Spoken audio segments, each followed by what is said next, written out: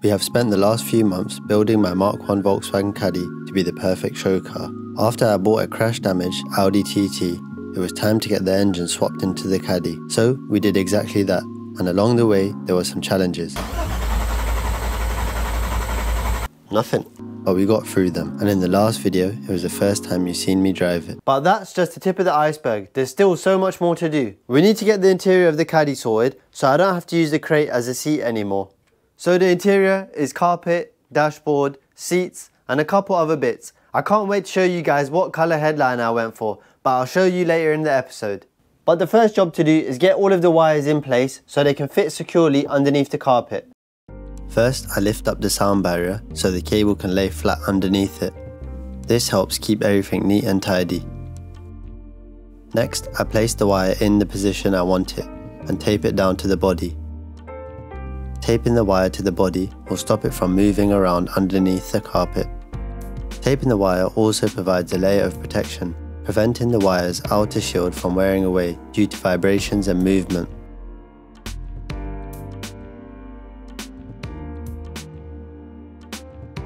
Once the wire is secure, I feed it through the seat support.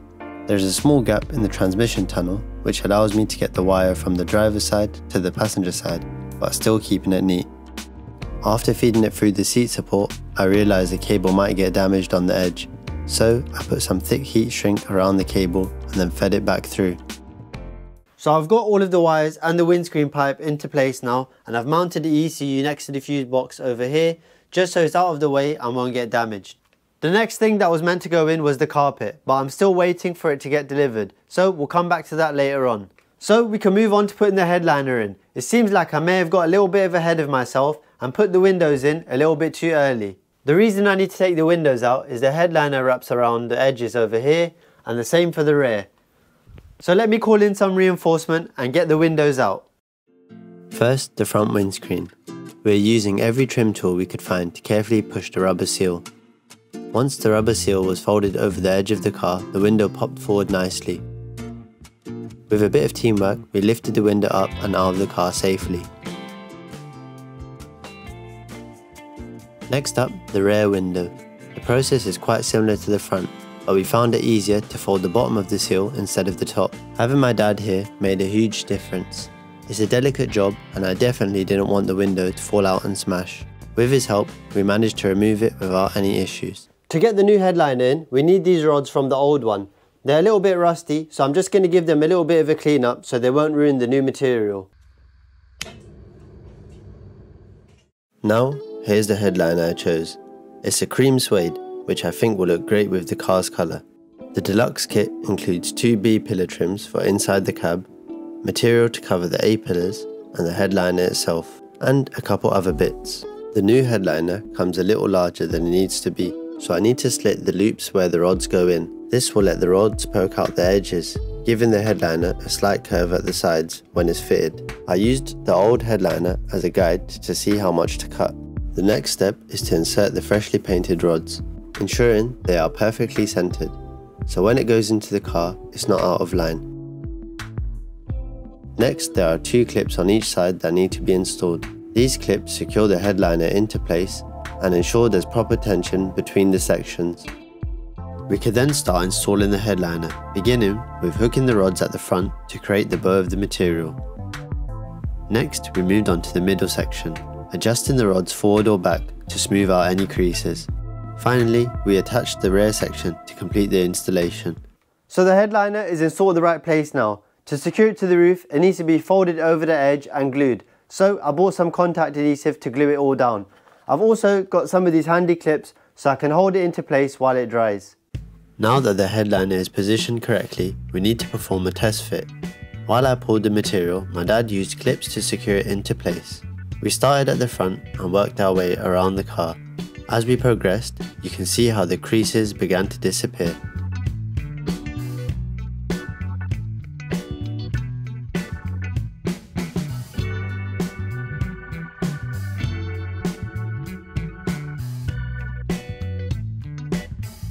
Once everything was pinned into place, we started cutting slits in the corner. This released tension and allowed the material to fold smoothly around the curves.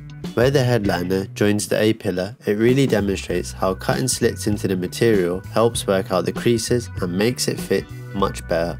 It took some time, but we finally got it right in the end. Now that everything is in place, it's time to glue it down.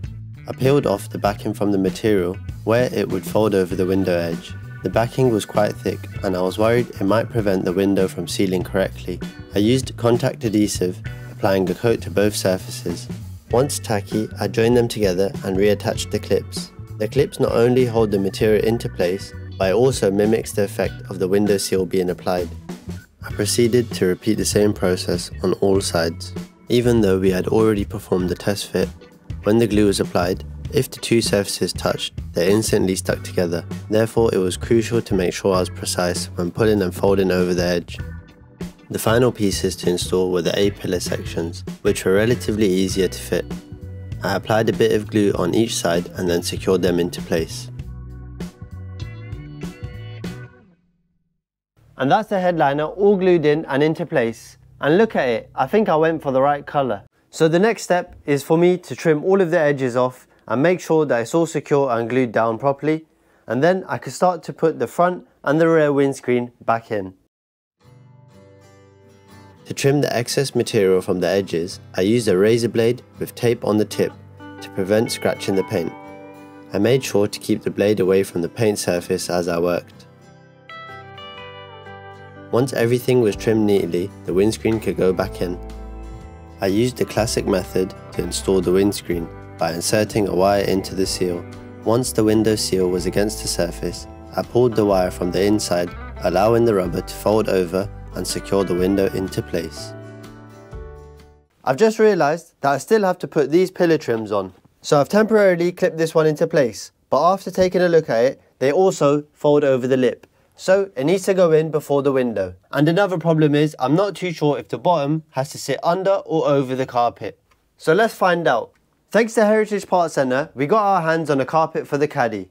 Heritage Parts Centre supplies a wide range of parts. They've got everything you need for classic VWs, from rare parts to essential maintenance items. If you're restoring or maintaining a classic like this one, Heritage Parts Centre is the place to go. They've given you a special discount. Enter code ZAX GAR10 for 10% off your order. I've put a link in the description, so be sure to visit and support the people that help us keep these classic cars on the road. A big thanks to Heritage Parts Centre for supporting this build. Now, back to the project. To get the carpet to sit in the correct place, a bit of pushing in certain spots helped it seat properly. As you can see, it's a perfect fit.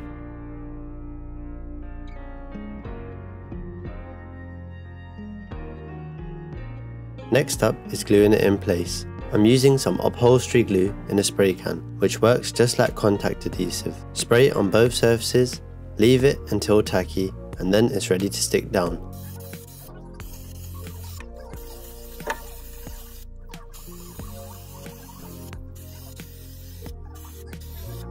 Once the glue is ready, we remove the wood that is holding the carpet up and slowly press down the carpet, working from the front to the back.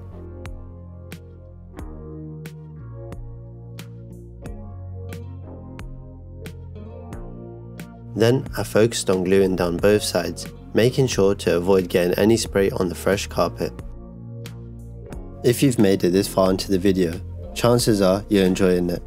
If you haven't already, please consider subscribing. I have a goal of hitting 10k subs in the next 2 months, and your support means everything. Now onto the rear section.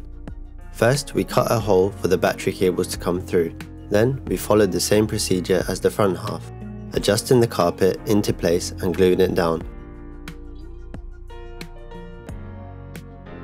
For the rear, I decided to only glue the edges, since the seats will sit on top of this section, so there won't be any reason for why the carpet will move.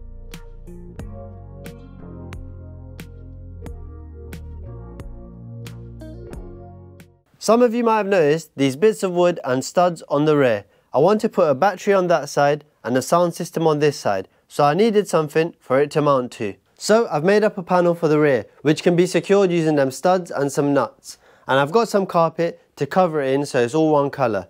So let's get that panel all covered up and then I can put in the side trims. First, I laid the panel on top of the carpet and then cut around it. Using a similar method to the headliner, I clipped it all into place and made slits so it fits snugly. Next, I sprayed the glue, but only in the middle section, and then placed the board on top, making sure it was properly stuck down while stretching the carpet. I glued down the edges, making cuts along the way to ensure an even better fit than the test fit.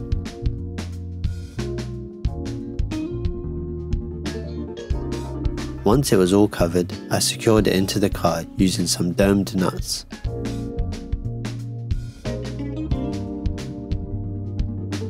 With the carpet and rear panel all in place, I could then start fitting the B-pillar trims. I think I was supposed to fit these before the headliner, but hey, it doesn't matter. Once I test fitted them, I pushed them under the headliner, applied some glue, and then pressed them into place. Like before, these trims also fold over the rear. A bit of glue and some clips helped secure them neatly. I repeated the same steps for the driver's side. The only difference is that there was no hole for the rear loom, making it much easier to line up.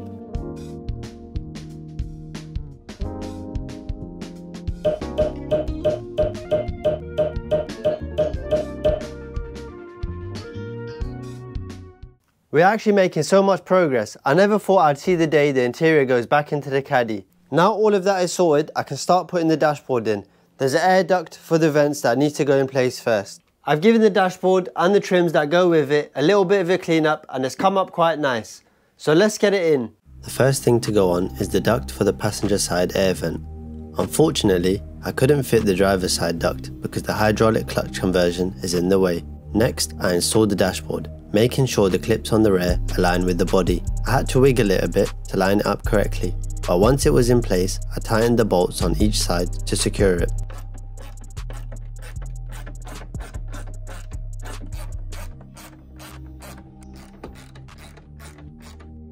With the dashboard and duct now in place, it's time to install the vent. There's something about air vents that just makes me want to test out how they move. Following that, I installed the instrument cluster, light switches, heater controls and dashboard trims. There are two lower sections of the dashboard that need to go on. They are a bit scratched up, so I need to figure out how to bring them back to life. Once these are fitted, everything should really come together.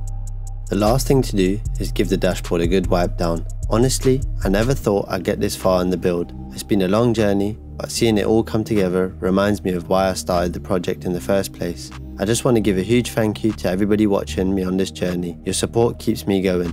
Once that was done, I could fit in the final piece, the horn.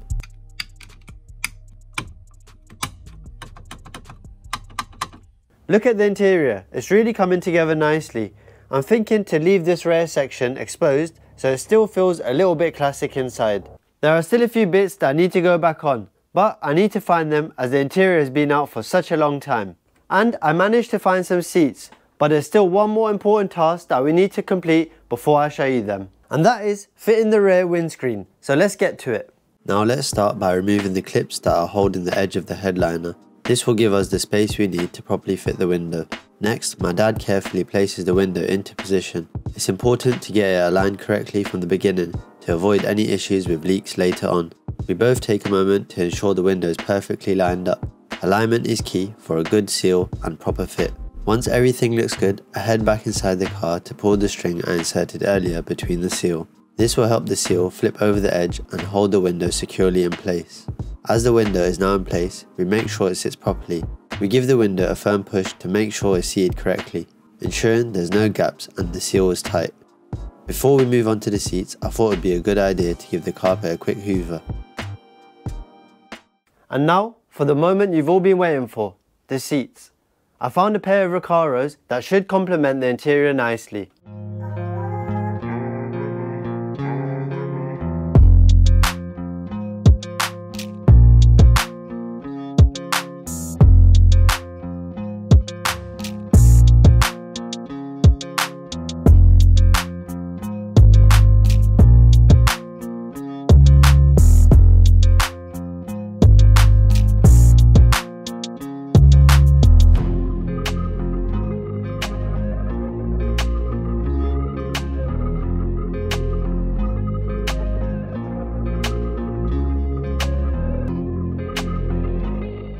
So this seat seems to be in decent condition, but the driver's seat needs a whole lot of work. The rear bolster has a hole in it and it looks like someone has had a go with filling this one up back with foam. I'm going to order some new foam to sort that out, and the best thing about these seats, I only paid £150 for them. I also got these seat bases so it allows them to fit in, but I still need to figure out what rails to buy. Enough talking, let's see what they'll look like in the car. Now I'm moving on to the seat adapters. At this stage I'm just doing a test fit, so I won't be securing them into place just yet.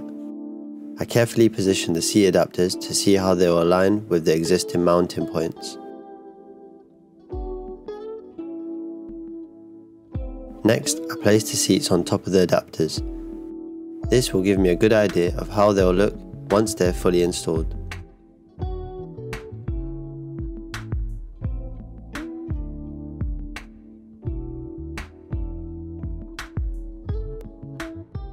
So what do you guys think of them? I'm really excited about how they fit and they look quite comfy. And I just figured out that these bottom bits extend out. I want to hear from you. Comment down below what colour you think we should retrim them in. I've just had a few boxes arrive. It's the panels back from the body shop. We've got the wings over here and the bonnet on this side. And I also got a few other bits back. So I need to get these all back onto the Caddy. But you'll have to wait until the next episode to see that. If you've enjoyed watching, don't forget to hit that like button, and if you haven't already, hit that subscribe button. Also, don't forget to comment down below what colour you think we should retrim the seats in. Thanks a lot for watching, and I'll see you on the next one.